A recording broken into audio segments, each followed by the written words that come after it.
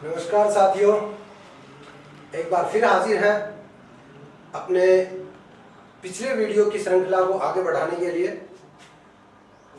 जैसा कि पिछले वीडियो में हमने जाना था कि भाई जो व्यंजन है वो उच्चारण प्रयत्न के आधार पर 8 प्रकार के होते हैं और इस प्रकार से अकेले व्यंजनों का विभाजन पूर्ण हुआ था।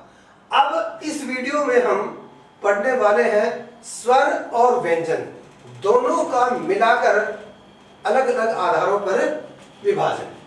तो सबसे पहले हम पढ़ते हैं वो है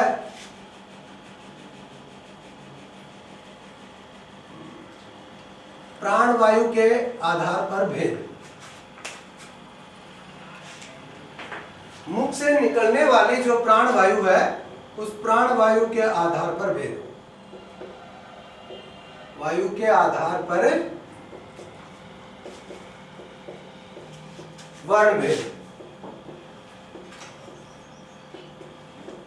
भाई जब हम उच्चारण करते हैं तो मुख से श्वास तो बाहर निकलता ही है, तो वो श्वास किस मात्रा में निकला है, कितना निकला है, कम या ज्यादा, उस आधार पर भी वर्णों के भेद होते हैं, अर्थात स्वर और व्यंजन दोनों के भेद होते हैं, दोनों का विभाजन होता है। तो इस आधार पर हमारे पास दो भेद होते हैं, दो भेद होते हैं।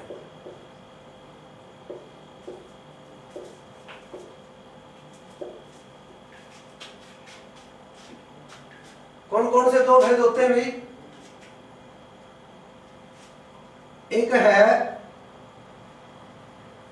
अल्प प्राण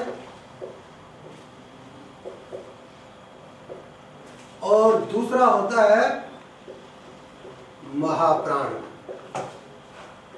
दो भेद होते हैं। तो प्राण से तात्पर्य होता है प्राणवायु अर्थात श्वास।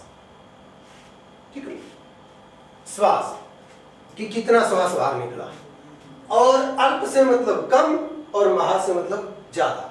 तो जब श्वास वायु कम निकले तो वो अल्प प्राण बन, और श्वास वायु ज्यादा निकले तो वो महाप्राण। तो साथियों, अल्प प्राण को अगर हम परिभाषित करना चाहें तो परिभाषा बनती है कि वे वर्ण जिनका उच्चारण करते समय प्राणवायु कम मात्रा में बाहर निकलती है उनको हम अल्प प्राण वर्ण कहते हैं। उनको हम अल्प प्राण वर्ण कहते हैं, और इनकी संख्या जो है वो 30 होती है। इनकी संख्या 30 होती है।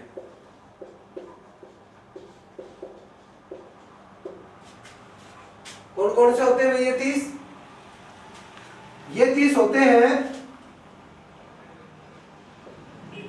क, ग और अंग, अर्थात प्रत्येक वर्ग का पहला, तीसरा और पांचवा वर्ग। क्या हो जाएगा? पहला, तीसरा और पांचवा वर्ग। तो इसी तरह च से भी च, ज, य, फिर ट से भी ट, ड, ण, त से भी त, द, न, प से भी प, ब,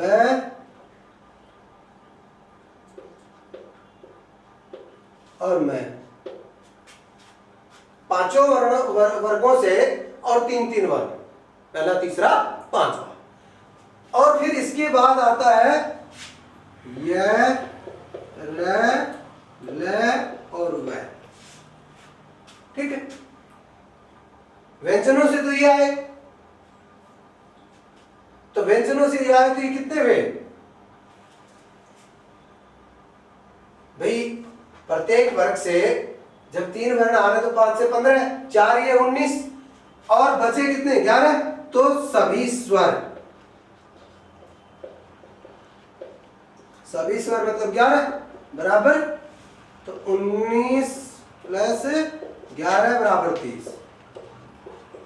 लेकिन अब ये मुश्किल समस्या है, क्योंकि अभी जब हम घोष और अघोष पढ़ेंगे तो भी वहां ऐसा ही कुछ आएगा। इसलिए इसका एक फॉर्मूला है, इसका एक सूत्र है याद रखने का।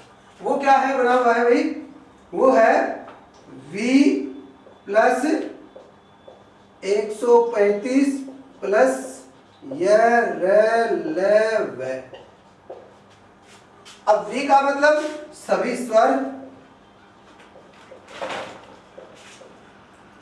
प्लस 135 का मतलब प्रत्येक वर्ग का पहला,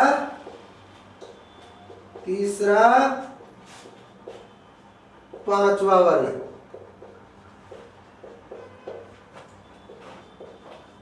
पहला, तीसरा, पांचवा वर्ण हो गया, प्लस ये।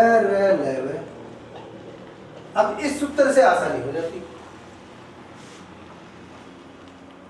तो ये तो था अल्प प्राण की प्रक्रिया कि अल्प प्राण वर्ण वे होते हैं जिनके उच्चारण में श्वास मात्रा कम, श्वास वायु जो है वो कम मात्रा में बाहर निकलती है। और ये संख्या में 30 होते हैं। और कौन कौन से होते हैं? प्रत्येक वर्ग का, सभी तो स्वर होते हैं, और व्यंजनों में प्रत्येक वर्ग का तीसरा, पहला, तीसरा, पांचवा वर्ण और यरलव है। तो इस प्रकार ये 30 हो जाते हैं। अब रही बात महाप्राण वर्ण की। अब जो महाप्राण वर्ण है इसकी अगर हम चर्चा करें, इसकी हम बात करें, तो फिर शेष बचे महाप्राण वर्ण।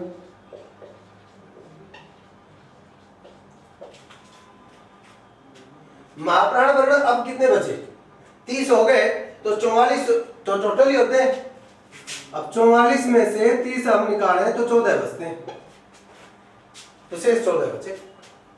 तो साथियों, जैसा कि मैं आपको बता दूं कि इसकी परिभाषा यह थी कि कम मात्रा में निकलती है, तो इसकी परिभाषा क्या होगी कि वे वर्ण जिनका उच्चारण करते समय प्राणवायु अधिक मात्रा में निकलती है उनको हम क्या कहते हैं भाई? महाप्राण वर्ण कहते हैं। तो ये कौन से हो गए? प्रत्येक वर्ग का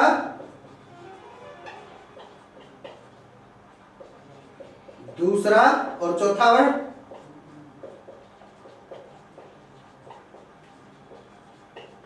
प्लस श,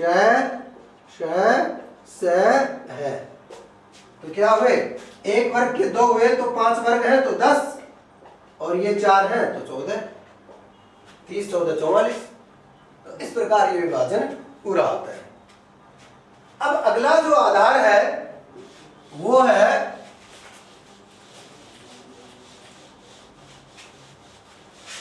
प्राणवायु में कंपन के आधार पर भेद।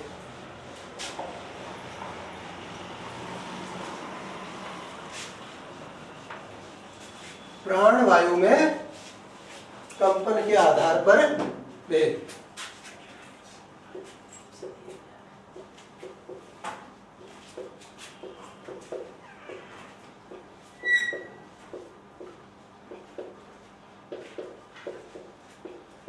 साथियों, जब हम बोलते हैं तो हमारी जो श्वास है उसमें कंपन होते हैं, और विज्ञान का मानना है कि जिस वाणी में कंपन कम मात्रा में होते हैं वो वाणी तीखी, पैनी होती है, और जिस वाणी में या जिस आवाज में कंपन अधिक होते हैं वो धीर, गंभीर और मंद,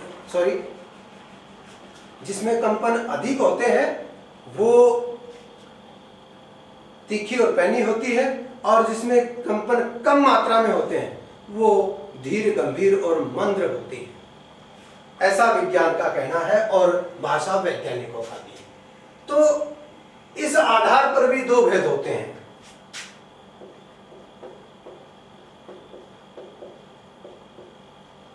दो भेद होते हैं। कौन कौन से 2 भेद होते हैं? एक होता है घोष, इसी घोष को सघोष भी कहते हैं, और दूसरा होता है अघोष। भाई घोष का मतलब होता है नाद या गूंज, जिसमें नाद या गूंज ज्यादा होती है वो तो क्या हो गया भाई? घोष, और जिसमें नाद या गूंज कम होती है वो अघोष होते हैं। तो परिभाषा घोष की या सघोष की क्या बनती है कि वे वर्ण जिनके उच्चारण से प्राणवायु में कंपन अधिक मात्रा में होते हैं, उन वर्णों को हम क्या कहते हैं भाई? घोष या सहघोष। तो यहां ये जानना जरूरी है, कंपन अधिक मात्रा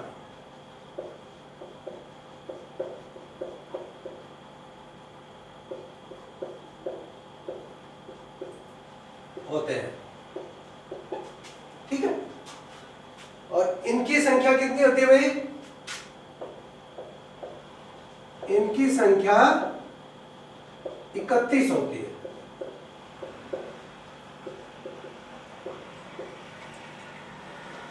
और ये कौन कौन से होते हैं भाई? इसका भी प्रत्येक वर्ग का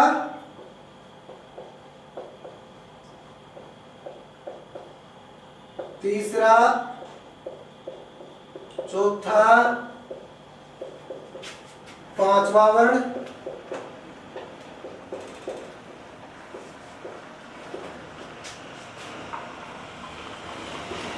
यह, र, ल, व और है।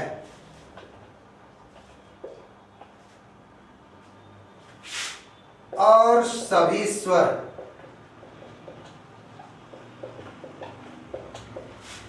यानी कि एक वर्ग से 3 वर्ण, यह लव है, तो 15 5 20 और सभी स्वर यानी 11 तो 31। तो इसका भी सूत्र क्या हो गया? V प्लस 345 प्लस यह र ल व है, अर्थात V का मतलब 11 सभी स्वर और 345 मतलब प्रत्येक वर्ग से तीसरा, चौथा, पांचवा वर्ण, तो 15 ये प्लस 5 ये बराबर 31। फिर इसके बाद आता है आपका अघोष।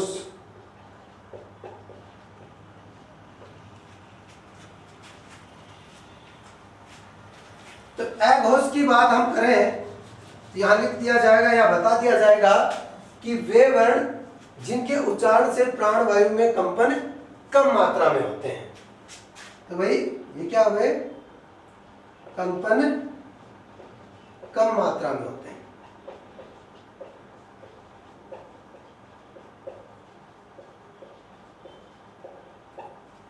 और इनमें जो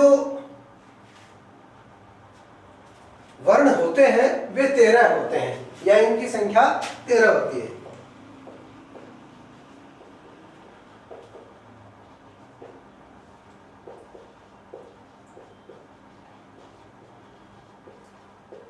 कौन कौन से 13 होते हैं भाई? प्रत्येक वर्ग का पहला, दूसरा वर्ण,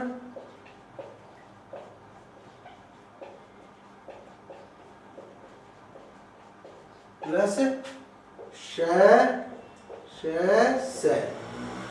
अर्थात 10 ये और 3 ये 13। इस प्रकार ये होते हैं। अब अगर हम बात करें कि भाई हमसे पूछा जाए कि प्राणवायु में कंपन के आधार पर कितने भेद होते हैं, तो 2 भेद होते हैं।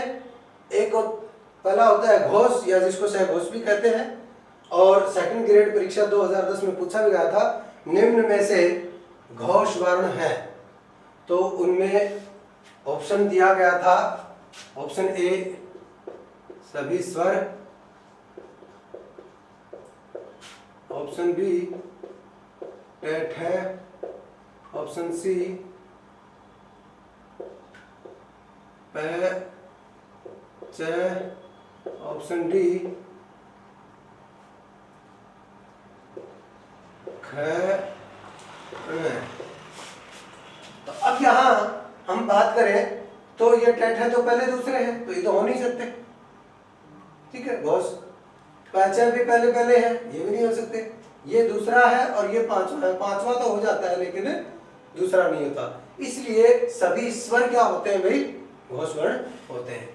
और फिर एक आधार, अभी थोड़ी देर पहले आपने पढ़ा था कि प्राण वायु की मात्रा के आधार पर कि कितनी निकलती है, तो कम या ज्यादा के आधार पर दो भेद थे, अल्प प्राण और महाप्राण।